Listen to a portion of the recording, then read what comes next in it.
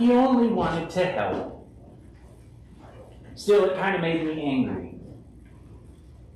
I've experienced a number of losses over the years. It starts to accelerate as you reach a certain age. And that caught me off guard. Because I realized that even though I'd been trained to help others through a grieving process, I hadn't grieved that much. So I didn't always know what I was doing. And neither did many of the people around me. I was particularly sad one day, and I happened to open up to a friend, and the friend immediately launched into advice and their experience, how a similar thing had happened to them. This is what they did, and this is what I should do. And I said, I really don't want advice right now. But that didn't stop him. He plowed right forward with more and more advice.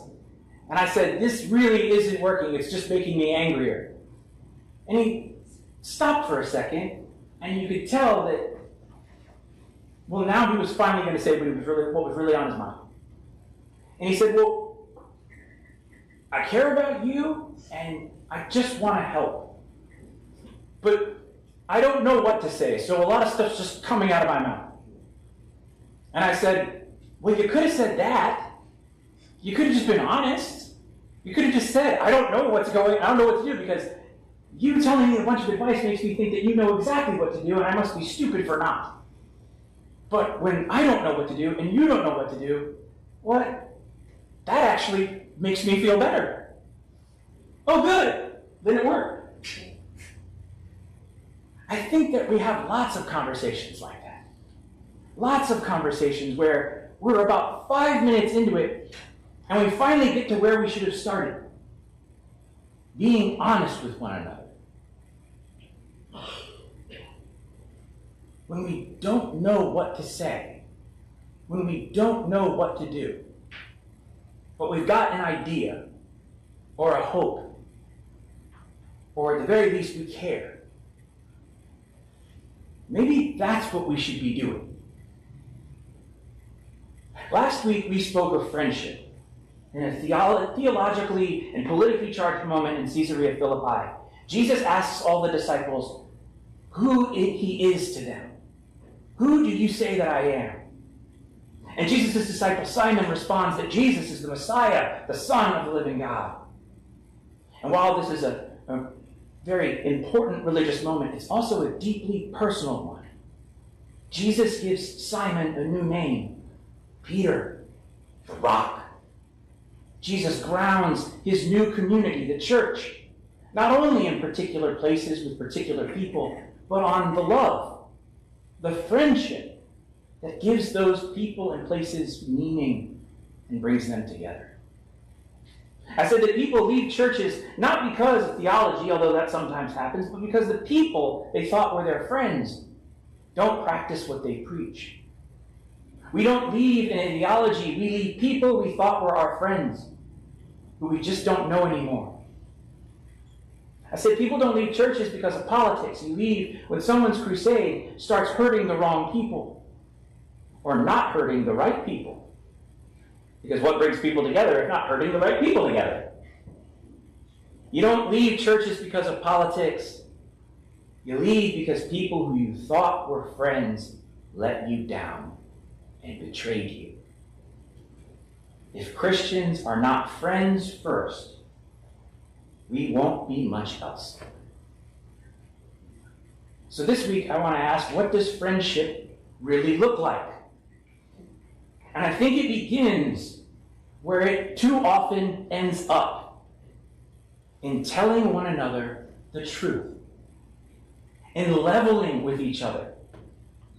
Christian friendship often looks like affection. It often looks like being nice. But it has in its heart the truth, the grace to face and speak the truth. Christianity accounts for most of us, when we think of what it means to be a good Christian, we think it means affection, it means care, it means solidarity, it means love, and all of that wonderful sense of the word, love. It means we care about one another. Do unto others. The church is nothing more than, a very highly involved way of saying, do unto others as you would have them do unto you. And if we just stick to that, everything will be fine. And Paul's letter to the Romans, at least in this chapter, is nothing more than a huge elaboration of what it means to care for one another. Command after command, let love be genuine. Hate what's evil, but hold on to what's good. Love one another with mutual affection. Outdo one another, not in money or resources or houses or boats, but showing honor to one another. Don't lag in zeal. Be ardent in spirit. Serve the Lord. Rejoice in hope. Be patient in suffering. Persevere in prayer. Contribute to the needs of the saints. Extend hospitality to strangers. You can tell. He's just telling you all of the different ways that the community of God will care for one another. Rejoice with those who rejoice. Weep with those who weep. Live in harmony with one another. Don't be haughty. Associate with the lowly. And please, don't claim to be any wiser than you are. Paul short-circuits a community that could divide itself, repaying evil for evil, by saying that this community will be different. You'll be kind, even to your enemies, just as Jesus taught. You will not overcome evil by evil. You will overcome evil with good. The result is a community that doesn't fall prey to the ways of the world, but has another way of being. Care, friendship. But how does this community know what's evil and know what's good? Niceness, affection, solidarity. We could do all of these things, but without the truth, it wouldn't be worth much. Jeremiah and the psalmist both say, I have kept company with the right people. I have not consorted with the merrymakers. I've not sat down with the wicked. I've maintained the correct friendships, so I'm right? And God looks at Jeremiah and says, no, you're a prophet. You have to go speak the truth. You see, niceness isn't friendship when it papers over lies.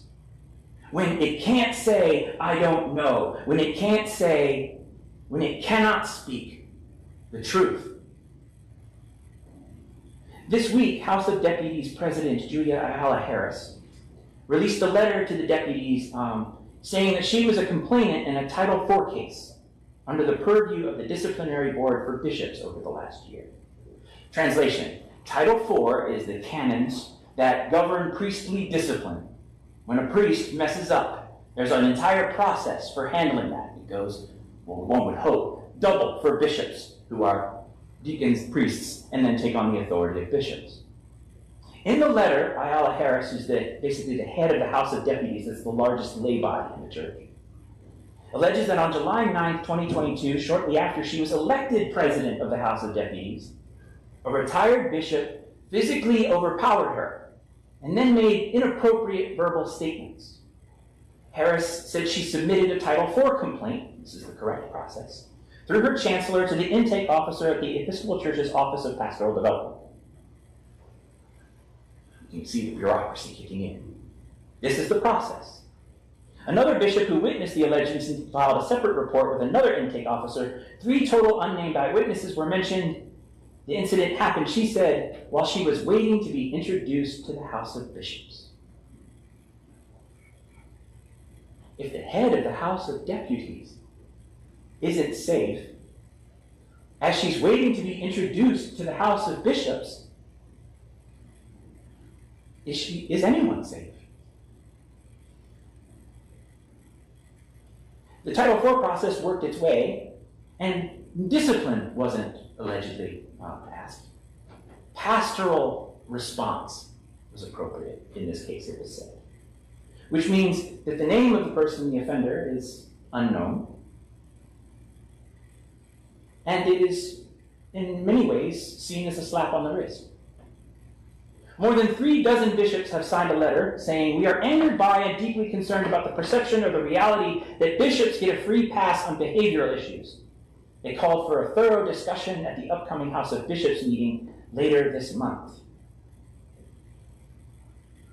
Niceness isn't friendship when it papers over lies, deceit, and sin. Niceness, affection, the process, the company we keep, doesn't matter if we can't speak the truth about what happened and what ought to be done. We are aware of several recent high-profile cases in which bishops were accused of improper behavior, says the bishop letter. And many in the church believe those bishops received few or no consequences. Really? This is understatement. Niceness isn't friendship when it papers over lies or hides the truth. Jesus began to show his disciples that he must go to Jerusalem and undergo great suffering at the hands of the elders and the chief priests and the scribes. Suffering at the hands of the bureaucracy of his day. He would be killed and on the third day be raised. So Peter took him aside and began to rebuke him. God forbid it, Lord. This must never happen to you. I don't know what you're thinking, Jesus, but this thing we've got going is about bringing people together in love. You're an ethical teacher who teaches us what's moral, and you teach us to be kind as we would have other people be kind to us. But that's not the truth, Jesus says. Nobody said this was going to be easy, or that it was going to be nice, or that it was going to be comfortable. People are going to do horrible things. We need to be witnesses to that. You have to stop setting your mind on human things and the human process and witness to the divine things. Until then, what was my foundation stone becomes a stumbling block. We need prophets. We need disciples who are not only friends, but friends in the real sense of the word. People who can speak the truth to one another, who can be honest about themselves, about others, and with God. Paul, in his letter to the Corinthians, says, we've renounced the shameful things that one hides. We refuse to practice cunning or to falsify God's word. But by the open statement of the truth, we commend ourselves to the conscience of everyone in the sight of God. The author of the letter to the Ephesians says we must no longer be children tossed to and fro or blown about by every wind of doctrine, by people's trickery, by their craftiness, but by speaking the truth in love. When Jeremiah asks God, why is my pain unceasing, my wound incurable, refusing to be healed? God's reply is, because you're not speaking the word I gave you. If you ate my word and it was a delight to your heart, then you have to share it. You have to be the prophet you were made to be. If you can't speak the truth, that pain, that unceasing, that wound incurable will continue to refuse to be healed. Whether it's race, or sex, or the role of the church with respect to the state, or just interpersonal relations within the church. The truth is of the utmost importance. And without it, we're not the rock on which God builds his church. We're a stumbling block that trips people up or worse. Jesus told his disciples, if any want to become my followers, let them deny themselves and take up their cross and follow me. Pick up the truth of the world and show other people what it actually is. If you want to save your life, you will lose it. But if you lose it for the truth, you will find it. There is a moment in all of our discussions, whether it's race or sex or the relationship of church to the state, or just the way we treat one another, just the way we grieve. There is a moment when we have a chance to speak the truth, when we have a chance to cop to who it is we are, and what's really going on around us. And more often than not, we just start talking. We have more faith in the process than in the truth. We have more faith in what we think might be clever or interesting or wise than what's actually wise. There's a moment where we could have leveled with one another. I think too often we end up where we should begin. The open statement of the truth, real honesty that makes for real friends. There was a moment on the foot of the mountain where Peter was asked, "Who do you say that I am?" And he had the right answer, the Son of the living God. And while that was a religious moment, it's also a personal one. Jesus grounded his new community on love, on friendship. But friends that can't tell one another the truth aren't friends at all. So let's be honest as well as affectionate. Let's be nice, but let's speak the truth.